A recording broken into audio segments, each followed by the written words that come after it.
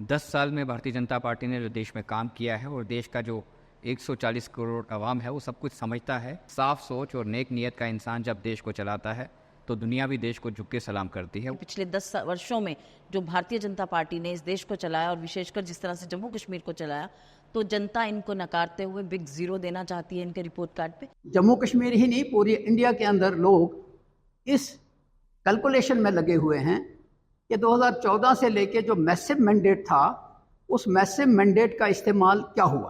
पूरे हिंदुस्तान के अंदर ले लीजिए, बीजेपी ने एक ऐसा माहौल बना दिया है कि भाई से भाई को लड़ाने की बात करती है। हम अपनी पार्टी का एजेंडा लेकर लोगों में जा रहे हैं और लोगों ने हमारे को काफ़ी प्यार दिया है, काफ़ी सपोर्ट दिया है और आज हमें उम्मीद है कि वो सपोर्ट और जो प्यार उन्होंने दिया वो वोट में तब्दील होगा। आम आदमी पार्टी लोकसभा के इलेक्शन जेएंडके से तो कंटेस्ट नहीं कर रही है, लेकिन हम अलायंस का एक हिस्सा हैं और बड़ा स्ट्रांग हिस्सा है।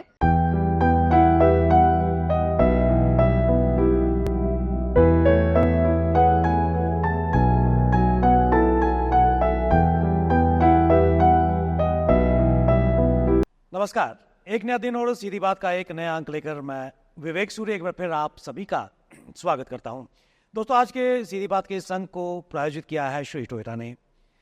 पूरे भारतवर्ष में इस वक्त सियासी गलियारों में गर्माहट देखने को मिली है और ये गर्माहट क्यों ना हो, क्योंकि लोकसभा के इलेक्शंस का यूं तो बिगुल बज चुका है और जम्मू कश्मीर में भी राजनीतिक गलियारों में लगातार गर्माहट देखने को मिल रही है, क्योंकि इस लोकतंत्र के महोत्सव में जो पहला पड़ाव है वो 19 अप्रैल को नजर आएगा और जम्मू कश्मीर के लिए महत्वपूर्ण पल है, क्योंकि लोकतंत्र की जड़ें यहाँ पर निश्चित तौर पर मजबूत हैं और इस तरह के महोत्सव से जो जड़ें हैं और भी मजबूत होंगी। कुल मिलाकर जनादेश 2024 की अगर बात करें तो जम्मू कश्मीर में ये जनादेश किस ओर इशारा कर रहा है, क्योंकि जहाँ पर जो विभिन्न पार्लियामेंट्री कॉन्स्टिट्यूंसी है वहाँ पर एक बेहतरीन मुकाबला देखने को मिल रहा है। सियासी दिग्गज इस वक्त सियासत की बिसात पर बैठे हुए हैं। कुल मिलाकर सीधा फायदा लोकतंत्र को कितना मिलेगा और जो जनादेश है किस ओर इशारा कर रहा है, यही आज की सीधी बात है। उस पर चर्चा करने के लिए हमारे साथ एक बहुत ही विशिष्ट पैनल मौजूद है। एक नए रूप में सीधी बात का ये अंक आपके सामने ले आ रहे हैं। मेरे बिल्कुल ही साथ में बैठे हैं भारतीय जनता पार्टी के वरिष्ठ नेता, पार्टी के प्रवक्ता डॉक्टर ताहिर चौधरी जी। इनके बिल्कुल ही साथ में बैठे हैं नेशनल कॉन्फ्रेंस के वरिष्ठ नेता, पार्टी के प्रोविजनल सेक्रेटरी शेख बशीर अहमद साहब। आदाब। इनके बिल्कुल साथ में बैठी हैं मैम निर्मल महाना जी, जो स्पोक्स पर्सन है आम आदमी पार्टी की। नमस्कार। बिल्कुल राइट साइड पर सर्वप्रथम बैठी हैं नम्रता शर्मा जी, जो कांग्रेस की वरिष्ठ नेता है, पार्टी की प्रवक्ता भी हैं। इनके बिल्कुल ही साथ में बैठे हैं श्री राजेंद्र मनहास जी, जो पीपल्स डेमोक्रेटिक पार्टी के वरिष्ठ नेता, पार्टी के एडिशनल जनरल सेक्रेटरी हैं। और इनके बिल्कुल ही साथ में बैठे हैं श्री अभय बकाया जी, जो प्रवक्ता है, स्पोक्स पर्सन है जम्मू कश्मीर अपनी पार्टी के। आप सभी का हमारे इस कार्यक्रम में स्वागत। डॉक्टर ताहिर, शुरुआत में आपसे करना चाहूँगा, लोकतंत्र का महोत्सव की शुरुआत हो चुकी है, 19 तारीख को पहला पड़ाव है। कुल मिलाकर जम्मू कश्मीर के संदर्भ में जनादेश किस ओर इशारा कर रहा है? देखिए, भारतीय जनता पार्टी का प्रवक्ता होने के नाते 10 साल में भारतीय जनता पार्टी ने जो देश में काम किया है और देश का जो 140 करोड़ आवाम है वो सब कुछ समझता है कि भारतीय जनता पार्टी और माननीय प्रधानमंत्री साहब ने देश को किस दिशा की तरफ चलाया है, उनकी सोच क्या थी, उनकी नीयत क्या थी। एक साफ सोच और नेक नीयत का इंसान जब देश को चलाता है तो दुनिया भी देश को झुक के सलाम करती है। वो हम सब ने 10 साल में देखा, आपने भी देखा, उस पर किसी को मुझे लगता है शक भी नहीं होना चाहिए। और 70 साल और 10 साल का कंपैरिजन किया जाए, आज देश कहाँ पे खड़ा है। आने वाले टाइम पे 2024 में इंशाल्लाह हम लोग फिर सरकार बनाने जा रहे हैं और मुझे लगता है कि जो प्रधानमंत्री साहब के अधूरे सपने हैं देश की तरक्की को लेके, उनको हम पूरा करेंगे। देश को कैसे और आगे लेके जाना है उन चीज़ों के बारे में देखेंगे और देश ने जो मन बनाया हुआ है वो आप सब देशवासियों के सामने है, जम्मू के देशवासियों के सामने है। मुझे लगता है कि बहुत जल्दी जून के पहले हफ्ते में बहुत सारी चीज़ें हमें क्लियर हो जाएं कि अभी बहुत सारी उंगलियां एक दूसरे पे उठाई जाती हैं। ये सियासत का एक दौर होता है, एक मौसम होता है इलेक्शन के टाइम पे, वो इस टाइम पे चल रहा है और जून का जब फर्स्ट वीक आएगा इंशाल्लाह हम लोग बहुत बड़े बहुमत से जीत के देश में सामने आएंगे और एक बड़ी मजबूत सरकार, पहले से ज़्यादा मजबूत सरकार देश में बनाएंगे। डॉक्टर ताहिर, जैसा आपने कहा कि एक मजबूत सरकार जून के बाद देखने को मिलेगी। नम्रता जी, मैं आपकी तरफ आना चाहूँगा। और जहाँ पर इस वक्त सियासी पारा निरंतर गर्माता जा रहा है, लगातार इस वक्त इलेक्शन मोड में विभिन्न पार्टियां जम्मू कश्मीर में नजर आ रही हैं। कांग्रेस किस नजरिए से जम्मू कश्मीर में जो सियासी पारा बढ़ रहा है उसको देख रही है? देखिए, लोकतंत्र के अंदर जब ये संसदीय चुनाव होते हैं तो एक पर्व मनाया जाता है, क्योंकि यही एक उत्सव है जब हम अपने जनादेश के हिसाब से अपनी सरकार को चुन सकते हैं। 10 वर्षों के बाद आज जब चुनाव के मुहाने पे देश आके खड़ा है और आंकलन किया जा रहा है कि पिछले 10 वर्षों में जो भारतीय जनता पार्टी ने इस देश को चलाया और विशेषकर जिस तरह से जम्मू कश्मीर को चलाया, तो जनता इनको नकारते हुए बिग जीरो देना चाहती है इनके रिपोर्ट कार्ड पे। जिस तरह से विशेषकर जम्मू कश्मीर की जो बदहाली का आलम जम्मू कश्मीर ने पिछले 10 वर्षों के अंदर, विशेषकर ये 4 वर्षों के अंदर देखा, यहाँ विधानसभा के चुनाव नहीं थे, यहाँ नुमाइंदे नहीं थे, यहाँ लोकतंत्र की जिस तरह से अगर मैं कहूँ कि हत्या की गई, उसमें भी कोई दो राय नहीं है बार बार। और जिस तरह से सबसे पहले तो हमारी स्टेट को खंड कर दिया गया, प्रिंसली स्टेट जहाँ पे पहले प्रधानमंत्री हुआ करते थे और फिर चीफ मिनिस्टर तक का हक यहाँ से छीन लिया गया, 2 हिस्सों में इसे बांट दिया गया, 2 यूनियन टेरिटरीज बना दी गई। एक यूनियन टेरिटरी लद्दाख, जहां पे आप देख रहे हैं किस तरह से आंदोलित है वो जगह और किस तरह से वहां वांगचुक साहब रोज कह रहे हैं कि चाइना अंदर घुस आया है और हमें 6 शेड्यूल की मांग हो रही है, हमसे स्टेटहुड छीन ली गई, हमें स्टेटहुड वापस करिए। ये एक यूनियन टेरिटरी की बात है। दूसरी यूनियन टेरिटरी जम्मू कश्मीर है जिसे इन्होंने बना दिया। वहाँ रोज जो हालात हैं, जिस तरह से बदहाली देखी, जिस तरह से लोगों ने देखा कि डेली वेजेस रोज स्ट्राइक कर रहे थे, जिस तरह से उनके ऊपर लाठियां चलाई गई, 25-25 लाख में रोजगार बेचे गए, युवाओं के ऊपर लाठियां चलाई गई, अभी तक कोई रोजगार की, चाहे जेके बैंक स्कैम हो, चाहे सब इंस्पेक्टर स्कैम हो, चाहे इंजीनियर्स के जो स्कैम सामने आए, ऐसी एक कंपनी जो ब्लैकलिस्टेड थी, इन्हीं द्वारा जो स्टेट संचालित हैं, जैसे हरियाणा हो गए, यूपी हो गए, उन्हीं में उस कंपनी को ब्लैकलिस्ट किया गया एप्टेक, और उसको यहाँ पे एग्जाम लेने के लिए नियुक्त किया गया।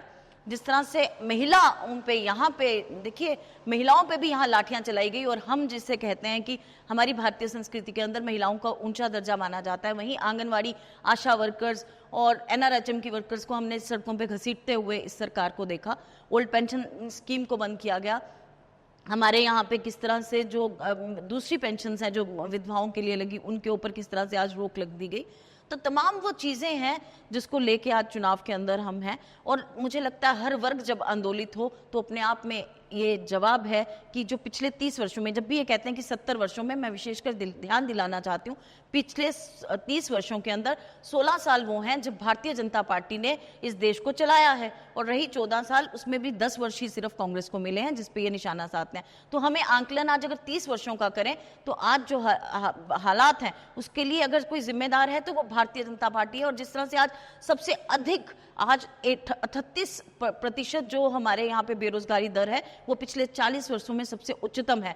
तो हर वर्ग जब आंदोलित है तो कैसे कहा जा सकता है कि हम विकास की ओर बढ़ रहे हैं? तो आप कह रहे हैं कि हर वर्ग आंदोलित नजर आ रहा है। बशीर साहब, नेशनल कॉन्फ्रेंस के हवाले से अगर बात करें तो लगातार इलेक्शन मोड में पूरी पार्टियां नजर आ रही हैं। नेशनल कॉन्फ्रेंस इस जनादेश खासकर 2024 को किस नजरिए से देखती है और कितनी तैयार है इन इलेक्शन को लेकर? विवेक जी, ये बहुत ही अच्छा मौजू है कि इलेक्शन का दौर जो है ये एक त्यौहार की तरह होता है, और लोगों को 5 साल के बाद जब वोट देने का मौका मिलता है तो खुशी खुशी वो अपना फैसला देते हैं। भारत की खूबसूरती यह है कि डेमोक्रेसी जिंदा है, लेकिन जम्मू कश्मीर में डेमोक्रेसी कैजुअलिटी है। बहरहाल पार्लियामेंट के चुनाव के अंदर जिस तरह आपने कहा कि सारी पार्टियां जुट गई हैं क्योंकि पार्लियामेंट के चुनाव हो रहे हैं, इस जम्मू कश्मीर का 2014 के बाद 2 हिस्से हैं। 2014 में मैसिव मैंडेट बीजेपी को दिया गया, मोदी जी को दिया गया। उसका एक चरण जो था 2019 और दूसरा चरण 2024।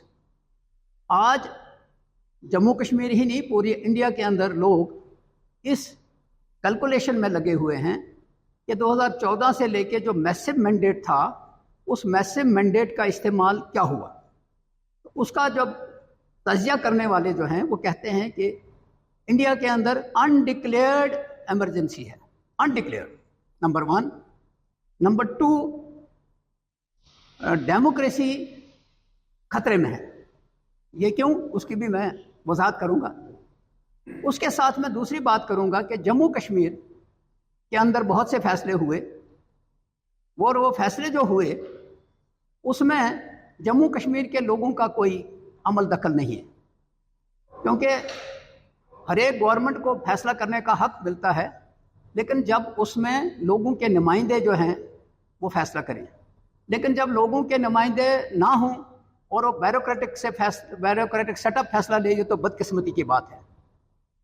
और इसके साथ साथ मैं ये कहूँगा कि चूंकि अब चुनाव हो रहे हैं, जिस तरह बीजेपी के प्रवक्ता ने कहा कि अब जून के महीने में इंतज़ार है कि क्या होगा, लेकिन मैं आपको बताना चाहता हूँ कि लोग अब तब्दीली के मूड में आ गए हैं।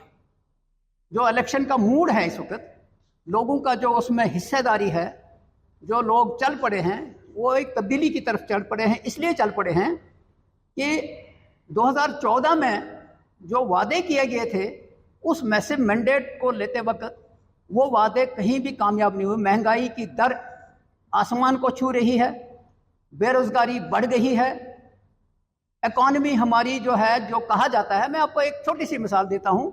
बीजेपी के ही एक बड़े वरिष्ठ नेता हैं सुब्रमण्यम स्वामी जी, उनकी एक वीडियो आई है।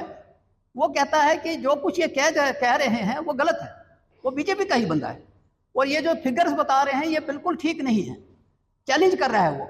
और मैं भी समझता हूं कि ये जरूरत हम में होनी चाहिए कि जो फिगर बताए जा रहे हैं वो नहीं है। लेकिन बहरहाल एक चीज़ है कि डेमोक्रेसी में डेवलपमेंट एक कंटिन्यूअस प्रोसेस है। वो किसी भी गवर्नमेंट, जो भी गवर्नमेंट को मौका मिलता है वो करते हैं। और उसको मैं नहीं कहता हूं कि 2014 जब ये बात करते हैं कि जनाब 70 साल में नहीं जो हुआ वो 10 साल में कर दिया, तो बदकिस्मत इसी बात के ऊपर मैं ख़त्म करूंगा कि 70 साल और 10 साल की जब बात करते हैं तो 2014 में जो इंडिया मिला, एक मजबूत इंडिया मिला, एक मजबूत डेमोक्रेटिक इंडिया मिला, तभी बीजेपी वजूद में आई। नहीं तो मुझे याद है कि 96 में बीजेपी का कहीं वजूद ही नहीं था। उसके बाद बीजेपी ने हुकूमत भी की। तो मैं कहता हूं कि लोगों को अब मौका मिला है। अब देखते हैं कि लोगों का मिजाज जिस वक्त वोट के ऊपर जाते हैं तो क्या होगा। मुझे उम्मीद है कि लोग सही फैसला करेंगे। मिर्जा साहब, जैसे आपने कहा कि लोग सही फैसला करेंगे, राजेंद्र जी मैं आपकी तरफ आना चाहूँगा। और खासकर पीपल्स डेमोक्रेटिक पार्टी की अगर बात करें तो किस नज़रिए से इस जनादेश और इस लोकतंत्र के महापर्व को देखती है? देखिए, लोकतंत्र में सबसे बड़ी ताकत होती है वोट की। इस वक्त आज जो माहौल है पूरे हिंदुस्तान के अंदर ले लीजिए, बीजेपी ने एक ऐसा माहौल बना दिया है कि भाई से भाई को लड़ाने की बात करती है। और जम्मू कश्मीर आपको पता है, यहाँ हिंदू मुस्लिम सिख ईसाई आपस में है, भाई भाई वाला यहाँ नाता रहा। बट जब से 2014 से बीजेपी की सरकार बनी है, दिन ब दिन में आपस में जम्मू और कश्मीर में दूरियां बढ़ गई। और उसके बाद कोई भी ऐसी दिल्ली से कभी भी ऐसा संदेश नहीं आया कि यहाँ पर वो जो दूरियां ख़त्म की जाए। कहने को तो बहुत कुछ है। हमारे सहयोगी साथी ने, कांग्रेस ने कह दिया कि जब यहाँ पर 370 तोड़ दी गई, हमारी एक प्रिंसेस स्टेट थी, बड़ी फल्दी फूली रियासत थी महाराजा हरि सिंह जी की, और उसके टुकड़े कर दिए गए। तब से लोगों को, कुछ लोगों ने बड़े ढोल नगाड़े बजाए, अब पता नहीं यहाँ पर जम्मू में कौन सी बहारें आ जाएंगी, नौकरियां मिल जाएंगी, हर तरीके से हमें लुभाया गया। और जम्मू कश्मीर के लोग तो ऐसे भी भोले भाले हैं, उनको ऐसे ऐसे सपने दिखाए गए कि आपको यहाँ पर हर एक चीज़ मिलेगी, मगर हमें हर एक चीज़ से इन्होंने अलग कर दिया। यहाँ जम्मू कश्मीर की ज़मीन तक इन्होंने लोगों को, बाहर के लोगों को 1-1 रुपये में देने शुरू कर दी, जैसे खैरात में मिली हो। ये महाराजा हरि सिंह की रियासत थी, जिनके पूर्वजों ने 75 लाख रुपए देकर इसको खरीदा था।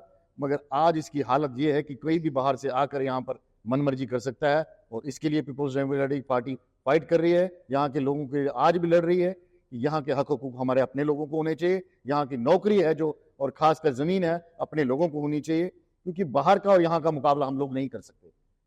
चाहे बाकी जितनी बड़ी बड़ी बातें हम यहाँ कर लें, देखिए जी, मिलिटेंसी खत्म हो गई, हर चीज़ खत्म हो गई, लोगों की आवाज़ को दबाया जाता है, जो बोलता है उसको उठा के जेल में बंद कर देते हैं, और कितनी ही चीज़ें उनके पीछे लगा देते हैं, जिनके लोग आज भी, हमारे लोग जो काफ़ी लोग सारे बाकी पार्टियों के सफ़र कर रहे हैं। तो कहने का कि डेमोक्रेसी को तो यहाँ दबाया गया। और मुझे बताइए, अब जाकर कहीं ये लोकसभा इलेक्शन हो रही है, मुझे ये बताइए 2014 के बाद इलेक्शन कौन सी हुई है यहाँ पर? जो बताई जाती है वो अपने दबदबे से करे की जाती है। और बीडीसी की इलेक्शंस, डीडीसी की इलेक्शंस, म्युनिसिपैलिटी की इलेक्शंस सब पेंडिंग पड़ी हैं। कब होंगी किसी को पता नहीं। एमएलए की इलेक्शन कब होंगी या नहीं करेंगे, अभी तो सुप्रीम कोर्ट हाई जो हमारी अथॉरिटी है, उन्होंने इनको डंडा लगाया है कि कम से कम आप सितंबर महीने से पहले इसको कर दीजिए। तो मुझे बताइए फिर कहां से डेमोक्रेटिक? हर चीज सुप्रीम कोर्ट बताएगा यहाँ पर।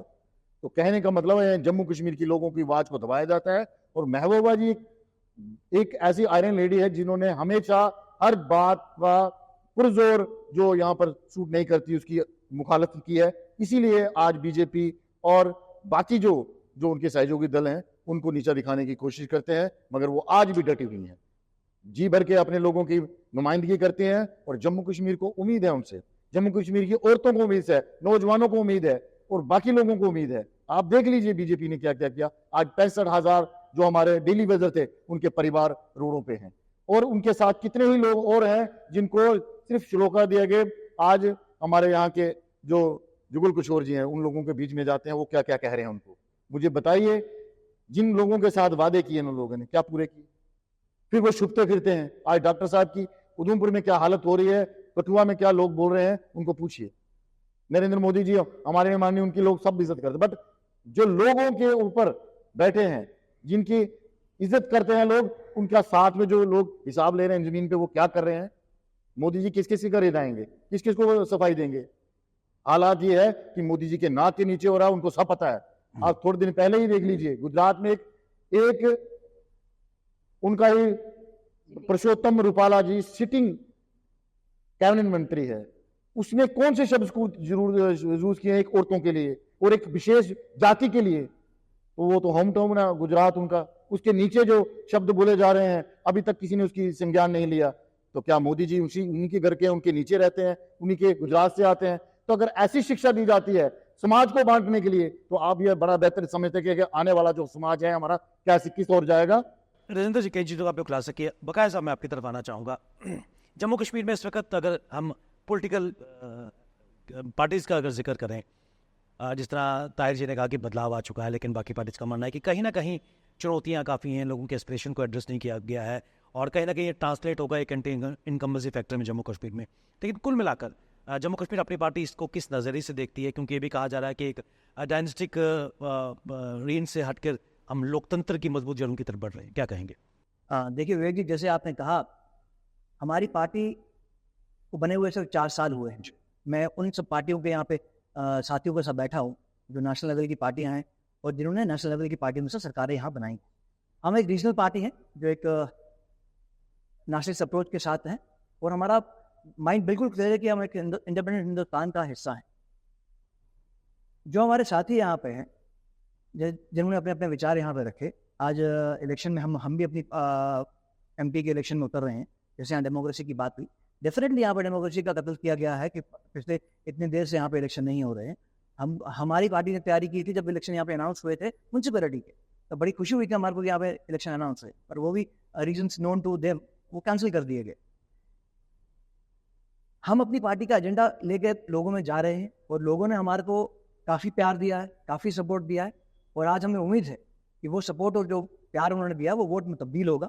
जो हमारे कैंडिडेट मैदान में उतरे हैं उनको लोग कामयाब बना के पार्लियामेंट में भेजेंगे, ये हमको पूरी उम्मीद है। मैं इन पार्टियों से ये पूछना चाहता हूँ, जिन पार्टियों ने यहाँ पर सरकारें चलाई, हुकूमतें की, जब इनकी सबसे ज़्यादा ज़रूरत थी तब ये लोग कहाँ थे? हम 370 की बात करते हैं। 370 तोड़ना जिस पार्टी ने तोड़ा उनके एजेंडा में था, उन्होंने वो तोड़ना था, उन्होंने तोड़ दिया, उनको मेजोरिटी आई। पर जिन पार्टियों को लोगों ने यहाँ पे MP बनाया, हमेशा सपोर्ट किया, वो पार्टियों को वहाँ पे खड़ा होना चाहिए था। तब उनके पार्टी के रिप्रेजेंटेटिव कहाँ थे? जिनके MPs थे वो क्यों नहीं बाहर निकले? उस टाइम पे अल्ताफ बखारी साहब को अपने बाकी साथियों के साथ बाहर निकलना पड़ा। हमको तो फक्र होता है अल्ताफ साहब उस टाइम अपनी पार्टी बनाई उन्होंने। अगर अपनी पार्टी बना के हमने सबसे पहला इंपॉर्टेंट काम किया तो नौकरियां हमने सेव की। यहाँ पर एक ऑर्डर आ गया था जिसमें बाहर सारी नौकरियां बाहर के लोगों के लिए ओपन कर दी गई थी सिवाय क्लास 4 के। और अल्ताफ साहब ने होम मिनिस्टर साहब से लड़कर, प्राइम मिनिस्टर साहब से लड़कर वो ऑर्डर 24 घंटे में रिवर्ट करवाया।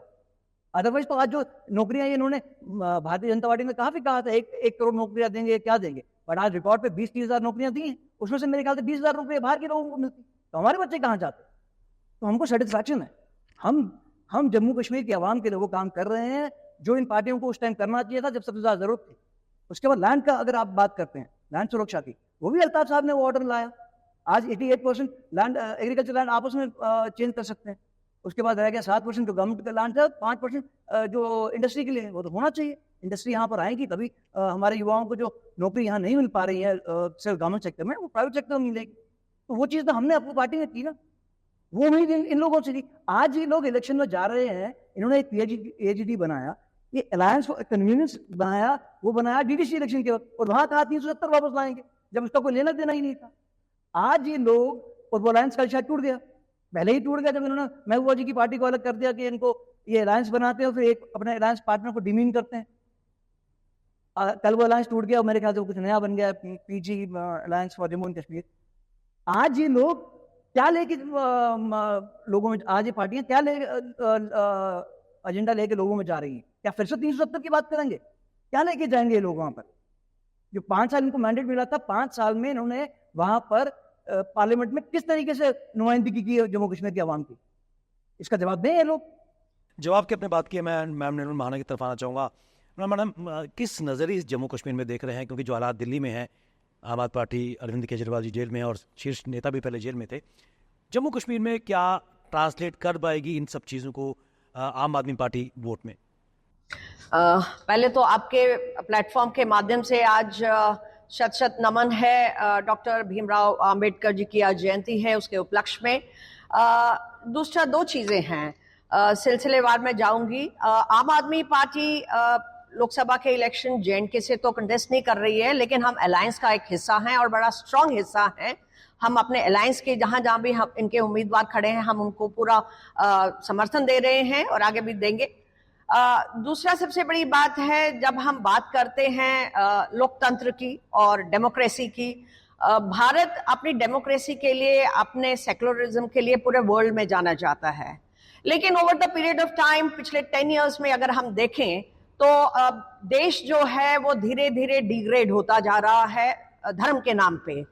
कोई भी देश जो है वो धर्म के नाम पे नहीं चलता है, एंड खासकर जो हमारा देश है जहाँ पे सारी जातियां हैं, सारे धार्मिक के लोग, धर्म के लोग यहाँ रहते हैं और शुरू से रहते आ रहे हैं, और अपनी मर्जी से पार्टीशन के बाद भी जो लोग यहाँ रहे हैं, उन्होंने भारत को चुना यहाँ रहने के लिए। तो हमारा पूरा फर्ज बनता है, और जो भी गवर्नमेंट आती है या पीछे जितनी भी गवर्नमेंट्स रही हैं, वो सबको अपने साथ लेके चलती रही हैं। ऐसा क्या है? एंड मजेदार बात है, मैं भारतीय जनता पार्टी से बड़े अदब से ये पूछना चाहती हूँ कि जिस देश में 80% जनता हिंदू है, वहां पे आपको किस बात का बाकी पार्टियों से डर लग रहा है, बाकी धर्मों से डर लग रहा है? 80% आपका जो यहाँ के रहने वाली पॉपुलेशन है वो हिंदू है, तो फिर आप राम मंदिर का राग क्यों अलाप रहे हैं? और उसके नाम पे, धर्म के नाम पे आप सबको अलग अलग खंड खंड करते जा रहे हैं भारत को, क्यों? क्या वजह है? दूसरी सबसे बड़ी बात, जो आम आदमी पार्टी की तरफ की प्रवक्ता होने के नाते मैं आपके प्लेटफॉर्म से इनसे ये पूछना चाहती हूं कि भाई साहब, आपको हमसे इतना डर क्यों लग रहा है? हम तो अभी मुश्किल से 10 साल की भी पार्टी नहीं है, और 10 साल में हमने अपने आप को प्रूव किया, चाहे वो दिल्ली में हो, चाहे तीसरी बार सरकार हमारी बनी है वहां पे, और जो भी हमने अपने मुद्दे और जो भी लोगों के मुद्दे थे और जो भी हमने अपनी मैनिफेस्टो में प्रॉमिसेस किए वो हमने पूरे किए। चाहे आप एजुकेशन से रिलेटेड देखिए, चाहे आप हेल्थ इश्यूज को देखिए, चाहे आप औरतों के लिए फ्री ट्रैवलिंग देखिए, या आप बुजुर्गों के लिए बसेस लगाई हुई हैं, तीर्थ यात्रा करवाना हो, बिजली है, पानी है, सारी सुविधाएं जो दिल्ली में मिल रही हैं। आज मेरे को आपके प्लेटफॉर्म से बोल रही हूँ क्योंकि जनता जानती है। उसके बाद हमारा एक्सटेंशन पंजाब में हुआ, पंजाब में हम बहुत अच्छा काम कर रहे हैं, मान साहब की सरकार बहुत अच्छा कर रही है। हेल्थ, जो मेन जो मुद्दे हैं दुनिया के और लोगों के, जो हेल्थ से रिलेटेड हैं, जो एजुकेशन से रिलेटेड हैं, उसके ऊपर हमारा मेन फोकस है। बिजली पानी तो ठीक है, लेकिन देखिए, अगर युवा पीढ़ी पढ़ी लिखी नहीं होगी तो वो आगे देश के लिए कुछ भी कंट्रीब्यूट नहीं कर सकती है। आपने पिछले 10 सालों में, मैं इनसे ये पूछना चाहती हूँ, आपने पिछले 10 सालों में क्या किया? क्योंकि मैं खुद एजुकेशन बैकग्राउंड से हूँ, तो सबसे बड़ा सवाल जो इस सरकार से है, न्यू एजुकेशन पॉलिसी को आप लेके आए हैं, बहुत अच्छी बात है, उसमें बहुत अच्छी चीजें हैं, उसका हम स्वागत करते हैं, लेकिन उसमें बड़ी मजेदार बात है, पैसा इकट्ठा करने के और भी बड़े तरीके हैं। एजुकेशन से रिलेटेड क्यों? 12वीं के बाद अगर बच्चा एंट्रेंस एग्जाम देता है कॉलेज के एडमिशन के लिए, और अगर वो उतने % मार्क्स नहीं लेके आ रहा है, तो इसका मतलब वो बच्चा अपने ही देश में, अपने ही कॉलेजेस में एडमिशन नहीं ले सकता, और 100 रुपीज पर फॉर्म आप ले रहे हैं, तो जो बच्चे रिजेक्ट हो रहे हैं वो पैसा आप इकट्ठा कर रहे हैं, दैट्स इलीगल। नंबर 2, हम और कहा जा रहा है कि आप अपने बच्चों को सीरिया भेजिए, आप अपने बच्चों को इजराइल भेजिए। आप जानते हैं आज इजराइल और सीरिया के क्या हालात हो रहे हैं। आपके अपने बच्चे वहां क्यों नहीं पढ़ रहे हैं? आप अपने बच्चों को क्यों नहीं, आप अपने बच्चों को इंग्लैंड में और यहां क्यों भेज रहे हैं, यूएसए में क्यों भेज रहे हैं? आप भेजिए ना, सीरिया भेजिए, आप इजराइल में भेजिए। आप बात करते हैं परिवारवाद की। मैं पूछना चाहती हूं इस पार्टी से, आपका परिवारवाद नहीं है? आपके जितने भी टॉप लीडर्स हैं उनके बच्चे क्या कर रहे हैं? बेस्ट ऑफ द मक्खन खा रहे हैं वो, हमारे ही देश के, हमारे जो हम दे रहे हैं आपको, टैक्स दे रहे हैं, वो पैसा आप अपने बच्चों को दिलवा रहे हैं। अमित शाह जी का बेटा हिंदुस्तान का झंडा फहराने के लिए वो पीछे कर रहा है कि मैंने नहीं फहराना।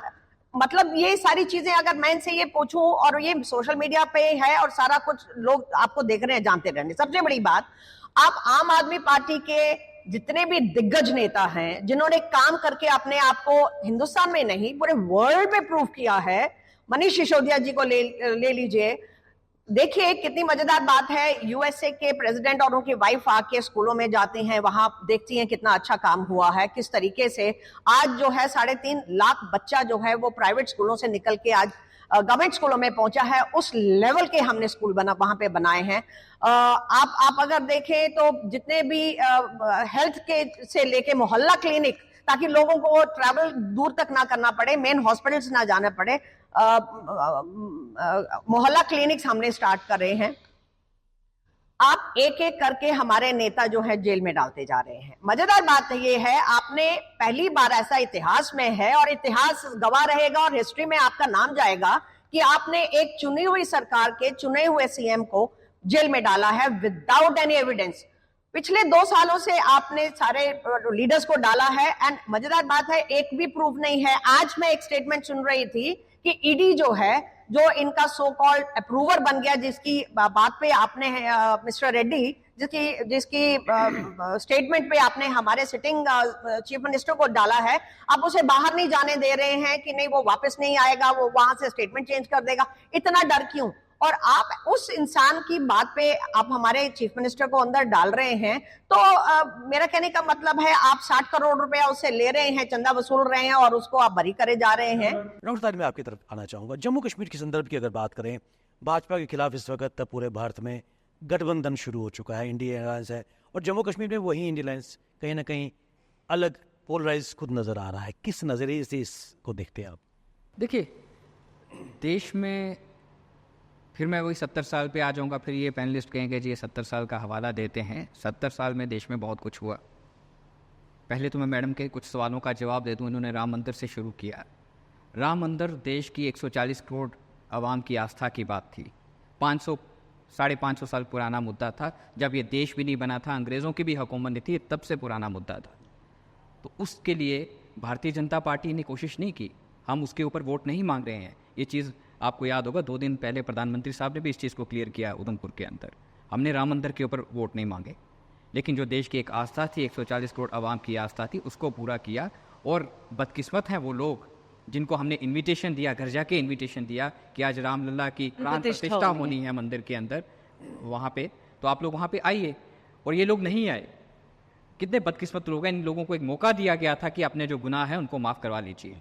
ये एक बात है। जहाँ तक आम आदमी पार्टी अपनी बात करती है, आप देखिए अब आप अपना हाथ नहीं खड़ा कीजिए। आप बहुत कुछ बोल रहे थे, मैं सुन रहा था। आम आदमी पार्टी की बातों का जवाब दूँ। आम आदमी पार्टी बात करती है, इन्होंने रामलीला मैदान से अपनी शुरुआत की। अन्ना हज़ारे साहब जी के पास बैठे बहुत बड़े दिग्गज जो देश के लोग थे, जो लोगों की सोच अलग थी, उन लोगों के साथ बैठे जो देश में कुछ करना चाहते थे। केजरीवाल साहब के साथ बैठ के, और उस टाइम पे इनकी सोच अलग देश को दिखाएगी, बहुत कुछ अलग दिखाया गया। फिर ये सीएम भी बने, फिर ये अपनी वैगनार गाड़ी में भी घूमते रहे, मफलर लपेट के घूमते रहे कि मैं तो ऐसे ही रहूँगा। फिर आप देखिए जो घर था शीला दीक्षित जी का, सीएम का जो हाउस था वहाँ का गवर्नमेंट का, फिर उसके ऊपर कितना खर्चा किया गया। फिर ये कहते हैं जी उनको अंदर क्यों डाला गया। 9 बार तो इनको समझ दिया गया ईडी की तरफ से, उसका ये जवाब नहीं दे रहे थे, बचते बचाते फिर रहे थे।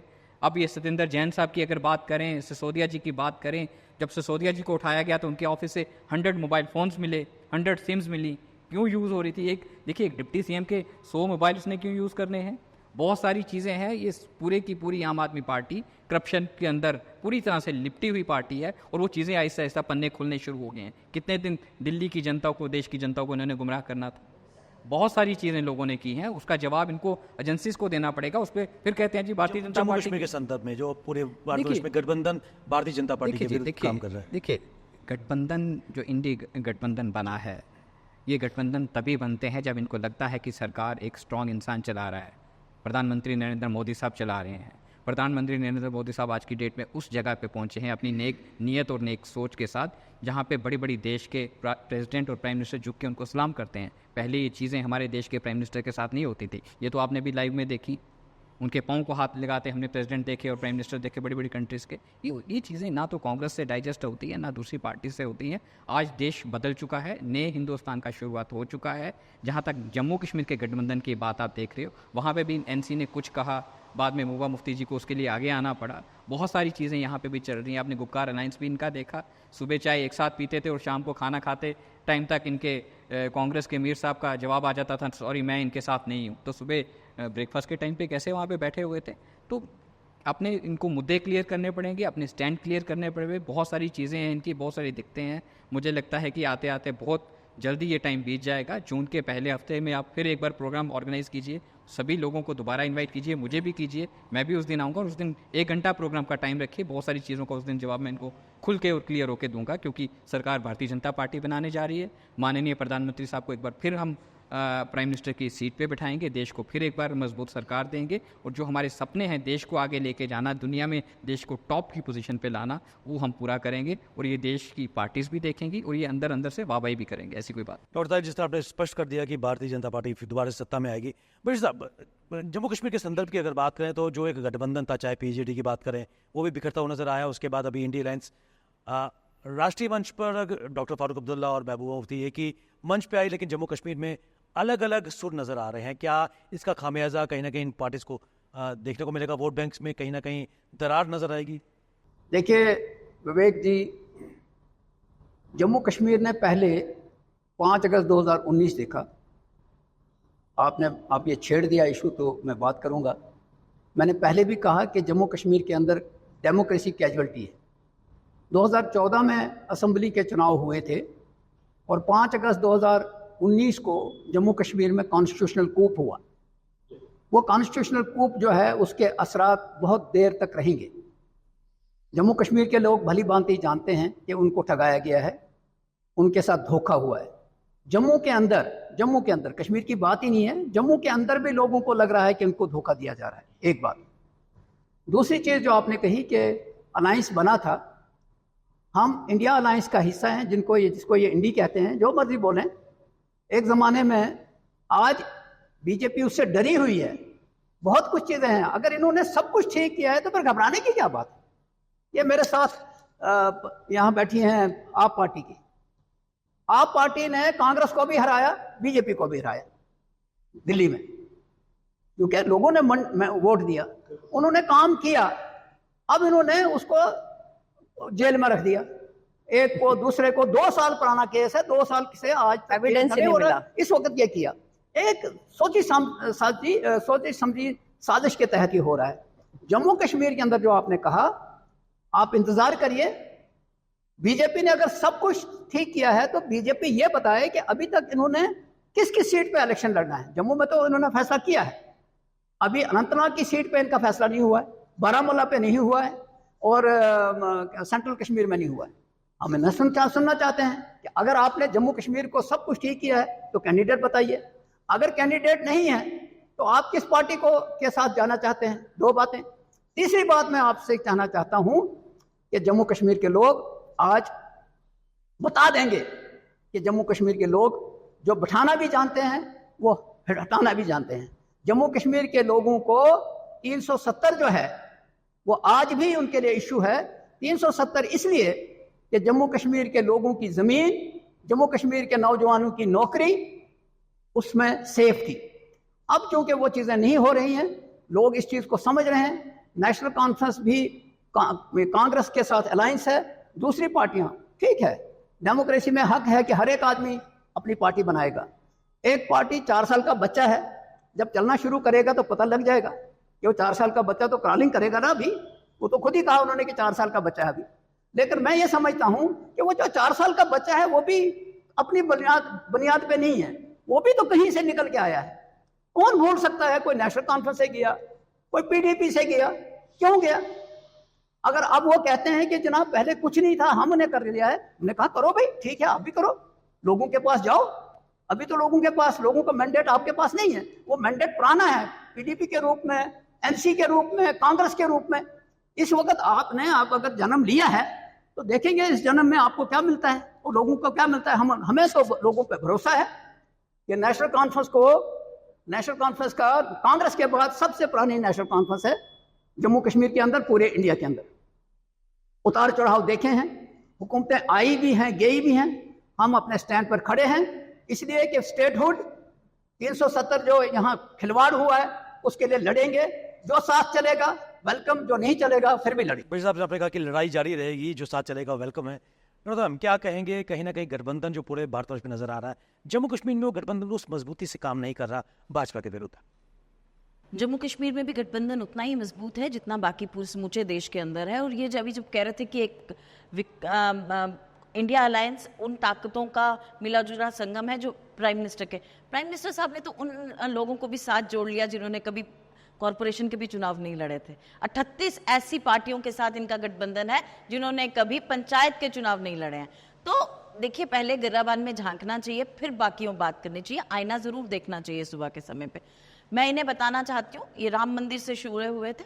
राम मंदिर हम सबकी आस्था है, राम जी में, राम जी हम सबके आराध्य हैं, उसके ऊपर सियासत ना होनी चाहिए। और बीजेपी तो बिल्कुल नहीं कर सकती, क्योंकि बीजेपी देखिए उस राम मंदिर के पट जो खोले थे वो राजीव गांधी जी ने खोले थे, और पीवी नरसिम्हा राव जी ने टेंट में भी रामलला को रख के सीआरपीएफ लगा के और आर्मी लगा के वहां पूजा अर्चना शुरू करवाई। जब ये सुप्रीम कोर्ट में केस गया तो वहां पे जो लड़े वो थे धर्माचार्य, जिन्होंने शंकराचार्य थे उनमें 4, 13 वैष्णवाचार्य थे और 5 हमारे जो अखाड़े हैं उनके पीठ थे। 25 लोगों की जो रामलला कमेटी बनी, उन्होंने ये केस लड़ा। भारतीय जनता पार्टी इस पे श्रेय लेना चाहती है, और जो इन्होंने कभी वकीलों की फीस नहीं दी, जिन्होंने फीस दी उनको नकार दिया शंकराचार्य को, जो हमारे धर्म के अनुसार उच्चम गद्दी पे बैठे हैं, जिनकी गद्दी को कहा जाता है कि भगवान शंकर जी ने वहां विराजमान किया है। ये हो गई इनकी उस पे बात।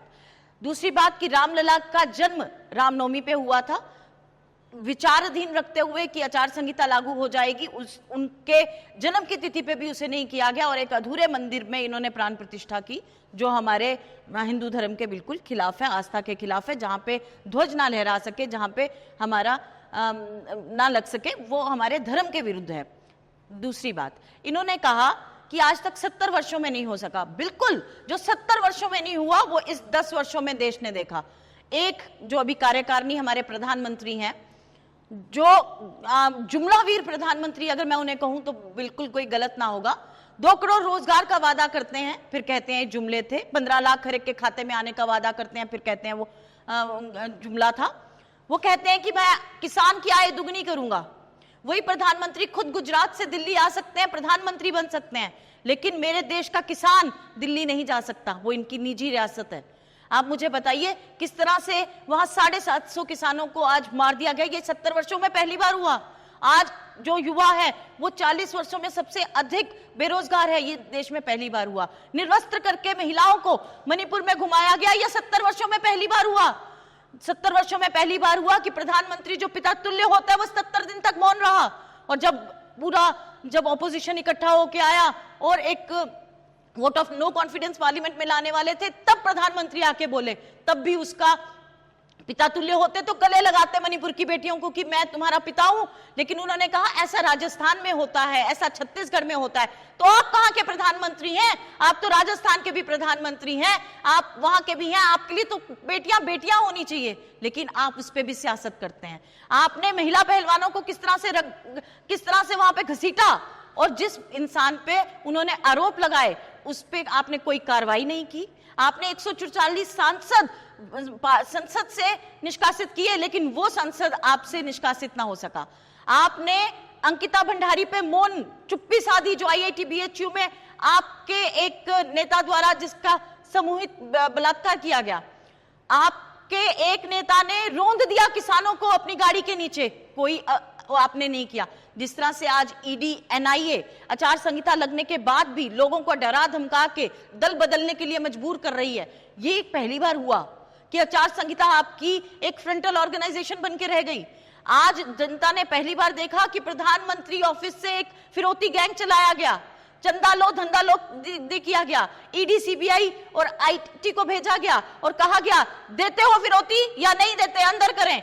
जब वो दे देते हैं चंदा बड़ा बड़ा, और तब उनके ऊपर से तमाम चार्जशीट्स खत्म कर दी जाती हैं। डायनेस्टी की बात पे भी ये बिल्कुल धराशायी हुए जब प्रधानमंत्री को पार्लियामेंट में घेरा गया कि आप डायनेस्टी किसको मानते हैं, क्या बंसुरी स्वराज डायनेस्टी की आगे वंशज नहीं है, क्या आपका अब ये अनुराग ठाकुर जी जो कुछ दिन पहले यहाँ आके डायनेस्टी की बात कर रहे थे, क्या वो वहां के मुख्यमंत्री के पुत्र नहीं है, क्या पंकज सिंह क्या वो इनके उसके पुत्र नहीं है राजनाथ जी के। तो इनके और जयशाह जी जिनकी बेरोजगारी को इन्होंने दूर किया और बीसीसीआई का सेक्रेटरी बना दिया, क्या महारत हासिल की थी कि सिवाय वो अमित शाह जी के पुत्र हैं। कई चीजों का आपने खुलासा किया, लेकिन इस वक्त पूरे भारतवर्ष का आपने जब आंदोलित है देश और मुख्य एक विचारधारा रखते हुए ये बातें करना जरूरी था। क्योंकि आपने मुद्दे उठाए, क्योंकि ओपन फोरम है, मुद्दे उठाए, लेकिन बंगाल और केरला में जो तस्वीर है उसको भी नकार नहीं सकते। राजेंद्र जी, चुनौतियां काफी नजर आ रही हैं, मुद्दों का जिक्र चाहे नेशनल कॉन्फ्रेंस कर रही है, कांग्रेस कर रही है, लेकिन सबसे महत्वपूर्ण बात, इन मुद्दों को किस प्रकार धरातल पर, चाहे पीडीपी है, चाहे कांग्रेस है, बीजेपी है, नेशनल कॉन्फ्रेंस है, जो मुद्दे भाजपा के विरुद्ध बताए जा रहे हैं उसको किस तरह धरातल पर वोट बैंक में तब्दील कर लेगी, क्योंकि जम्मू कश्मीर में बटे हुए नेशनल कॉन्फ्रेंस और पीडीपी नजर आ रही हैं। देखिए, सबसे पहले बड़ी बात तो है कि पूरे हिंदुस्तान का माहौल जैसा बना है, मैं उस पर आऊँगा। आपने देखा है कि भ्रष्टाचार चरम सीमा पे है पूरे हिंदुस्तान के अंदर। मोदी जी कहते हैं मैं इसके ऊपर पूरी अंकुश लगाऊंगा। अब जम्मू कश्मीर की बात कर लीजिए, जब से यहाँ लेफ्टिनेंट गवर्नर साहब यहाँ बैठे हैं, कोई काम कोई धंधा किसी को कुछ करना है बगैर टेबल के नीचे से कुछ बात नहीं होती, और जब भी किसी एजेंसीज की रिपोर्ट आती है तो स्टेट नंबर 1 पे आ जाती है। आज आप पहले यहाँ जम्मू से शुरू कर लीजिए। पर जो मैं सवाल पूछ रहा हूँ सर, डिवाइडेड नजर आ रही है पीडीपी और नेशनल कॉन्फ्रेंस एक दूसरे के विरुद्ध, किस प्रकार बीजेपी पर हावी हो पाई। बीजेपी ने हर चीज के पीछे आज एक बीजेपी का ही रोड नजर आता है, वो सीधा सा है। फारूक साहब के ऊपर एक क्रिकेट स्कैम है, वो क्रिकेट स्कैम होने के कारण उनकी कुछ मजबूरियां हैं। मुझे आज साफ साफ जो मेरे अपनी पर्सनल राय है, दिल्ली में भी जाकर कई बार वो प्रधानमंत्री जी से मिले हैं, यहाँ पर हमारा एकजुटता बड़ी अच्छी थी, जो इस तरीके से कांग्रेस, एनसी और बाकी हमारी पीडीपी और बाकी जो हमारी तंजीमें थी सब मिलकर यहाँ पर इलेक्शन लड़ना चाहती थी। मगर मुझे लगता है कि बीजेपी का रोल इसमें भी नजर आता है कि ये सबको डरा धमका के कि अगर यहाँ इकट्ठे तो ये खोल देंगे। एक महबूबा जी हैं जिनके ऊपर इन्होंने 14 महीने अंदर रखा मगर मिला कुछ नहीं, और उसके बावजूद भी आज तक हमारे पीछे कुछ लोगों को पीछे लगे हुए हैं और पूरी पार्टी को इन्होंने बांटने की कोशिश की। हमारे एक एक मंत्री इन्होंने छोड़े और उसके बाद एक एक मंत्री पार्टी छोड़कर गया, और आज वो एक एक करके वापस आ रहा है। सारा पीछे आप देख लीजिए, वो सारे का सारा जो खजना निकलता है वो बीजेपी के ऊपर निकलता है। बीजेपी का तोड़ो मरोड़ो राज करने की नीति है, चाहे महाराष्ट्र से लेकर आज हिमाचल तक। आप जो लेटेस्ट जो नए पॉइंट्स आए वो आपके सामने है। मैं उसमें ज्यादा बताऊंगा तो मेरे बीजेपी के साथी कहेंगे कि ये पूरी डिटेल बताऊं तो 1 घंटा आपका डिबेट में चला जाएगा, क्योंकि महाराष्ट्र की अच्छी सरकार चल रही थी, शिवसेना को तोड़ा, वहां 2 गुट बना दिए। उनके शरद पवार जी की पार्टी को तोड़ा तो वहां 2 पार्टी गुट बना दीजिए। आज मुझे बताइए वहां कितने गुट हैं और किससे निकले वो और किसकी साजिश थी।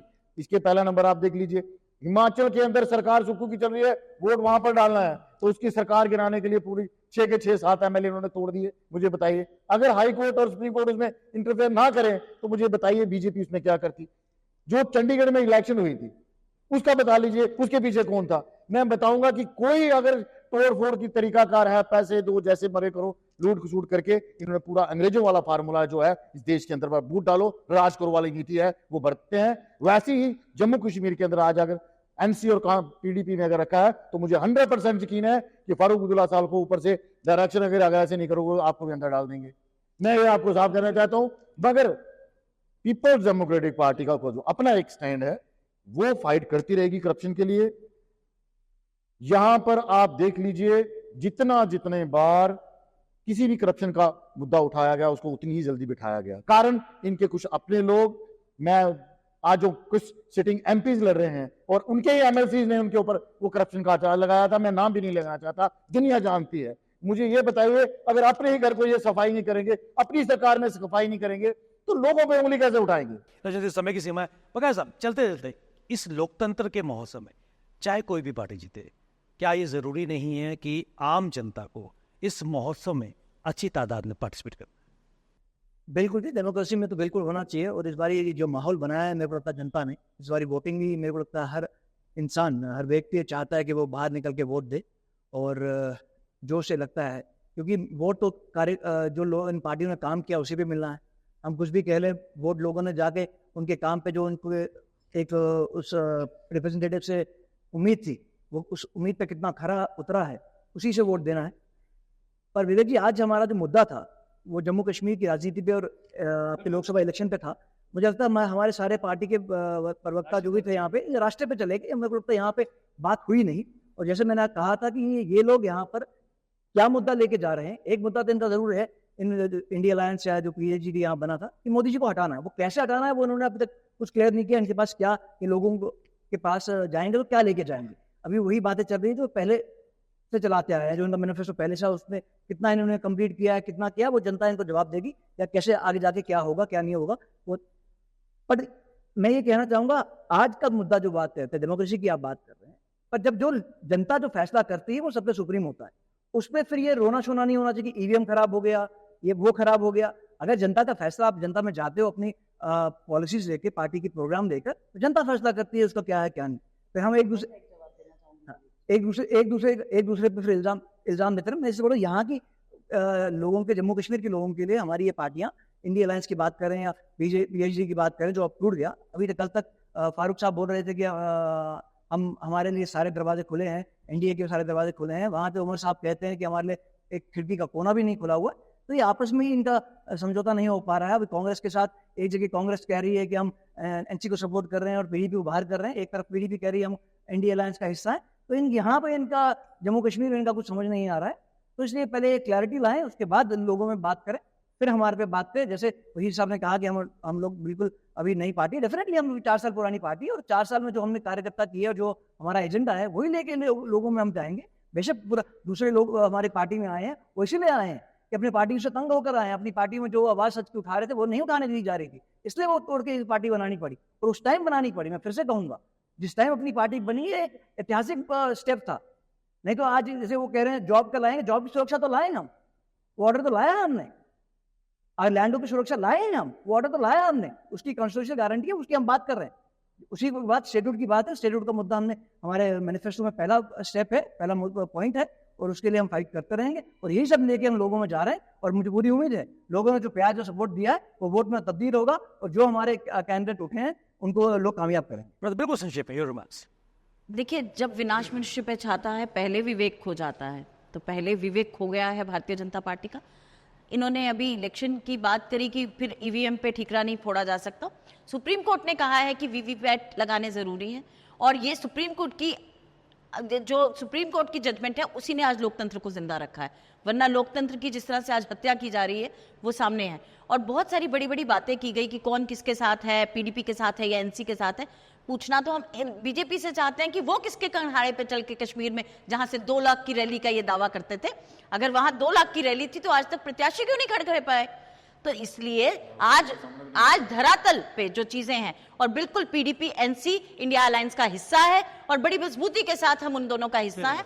जम्मू में इन दोनों ने हमें समर्थन दिया, जिसके लिए हम दोनों का हाथ जोड़ के धन्यवाद करते हैं, और हम पूरी जोर से माना बिल्कुल संक्षेप में यहाँ से आगे किस तरीके से आप देख रहे हैं कि लोकतंत्र की जड़ें जम्मू कश्मीर में खासकर मजबूत हो इस पर? देखिए जी, देखिए, जहां तक मैं जम्मू कश्मीर की बात कर रही हूँ, जब 370 इन्होंने हटाया था तो बड़ी उम्मीदें थी कि हो सकता है कि बहुत सारे यहाँ पे इंफ्रास्ट्रक्चर में इम्प्रूवमेंट होगा, एम्प्लॉयमेंट यहाँ पे आएगा। लेकिन आप देखें, आज मैक्सिमम जो है यहाँ की जो जम्मू की जनता है वो त्राहिमाम है। आप देखें, यहाँ पे जब से इनकी सरकार आई है तब से ड्रग्स तो पता नहीं कैसे हो गया है, और इन्होंने मंदिरों के शहर को ठेकों का शहर बना दिया है। हर बच्चा जो है या तो ड्रग्स में इन्वॉल्व हो गया है, या वो ड्रिंक करके घर में पड़ा है, क्योंकि एम्प्लॉयमेंट है ही नहीं। बिल्कुल खत्म हो गया है। सड़कों पे बच्चे रुल रहे हैं, चाहे आप फायर इमरजेंसी देखें, चाहे आप कोई भी आप देखें, किसी भी जगह बच्चे जहां एग्जाम दे रहे हैं, हर तीसरे दिन उनके एग्जाम क्वेश्चन पेपर लीक हो रहे हैं। तो मेरा कहने का मतलब है, जब हम बात करते हैं कि हमने बहुत कुछ किया और कहानियां गढ़ते हैं, तो आप अगर देखें ऑन ग्राउंड पे भी, मैं अगर इंफ्रास्ट्रक्चर की बात करूं, क्योंकि जैसे मेरे को पैनलिस्ट ने बोला कि इंफ्रास्ट्रक्चर तो जो भी सेंट्रल गवर्नमेंट होती है उसका एक अधिकार है, उसका काम है, उसकी रिस्पॉन्सिबिलिटी है। आप देखें इतनी जल्दी है इनको हर चीज करने की। आप यहां से कठुआ तक अगर जाते हैं, कितने ब्रिज इन्होंने बनाए और कितने अभी टूट भी गए हुए, लोगों को खड्ड में से होके जाना पड़ रहा है। अकाउंटेबिलिटी के नाम पे ये बिल्कुल जीरो है। एंड अगर यहाँ पे चुनी हुई सरकार होती, यहाँ अगर इन्होंने इलेक्शन कराए होते, तो कम से कम लोग जो हैं अपने चुने हुए एमएलए के पास जाके रोना रोते। आज क्या हाल है, ब्यूरोक्रेट्स किसी की सुनते नहीं, किसी से मिलते नहीं। वो क्यों मिलेंगे? क्योंकि गवर्नमेंट एम्प्लॉय हैं, उनकी तनख्वाहें उनके बैंकों में आ रही हैं और उन्हें कोई लोगों से लेना देना नहीं है। तो कहां से यहाँ पे काम होगा? अप्रोच करना वहां उनको मुश्किल। समय की सीमा है। सबसे महत्वपूर्ण चीज, कोई भी पॉलिटिकल पार्टी जीते, लेकिन इस लोकतंत्र में जो जनता की भागीदारी सबसे ज्यादा महत्वपूर्ण है। चुनौतियां हर दौर में आती है, हर इलेक्शंस में आती हैं। जम्मू कश्मीर के संदर्भ की अगर बात करें, महत्वपूर्ण है क्योंकि काफी अरसे के बाद यहाँ पर लोग अपने मताधिकार का प्रयोग करेंगे। कुल मिलाकर जम्मू कश्मीर में जिस तरह पीडीपी और के अभी बयान, जिस तरह राजेंद्र जी ने कहा, स्पष्ट तौर पर बता रहे हैं कि कहीं ना कहीं कंट्राडिक्शन यहाँ पर नजर आ रहा है। लेकिन फिर भी जो जनादेश आएगा उसको एक्सेप्ट करने की बात है इन पॉलिटिकल पार्टीज को ग्रेसफुली, और जो भी केंद्र में सत्ता बनाएगी, जम्मू कश्मीर को का संज्ञान भी लेना होगा, यहाँ की जनता के एस्पिरेशन को एड्रेस करना होगा। डॉक्टर ताहिर चौधरी जी, नम्रता जी, बशीर साहब, मैम नीलम महाना जी, राजेंद्र बनास जी और अभी बकाया जी, आप इस विषय पर चर्चा के लिए अपने कीमती समय हम सबको दिया। आप सबका बहुत बहुत धन्यवाद। आपको बताते चलें कि आज के इस कार्यक्रम को प्रायोजित किया था श्री टोयोटा ने। सीधी बात के आज के संग में बस इतना ही। इजाजत दीजिए, नमस्कार। टेक वन अब आपके व्हाट्सएप पर। व्हाट्सएप करिए हाय 9728253663 पर।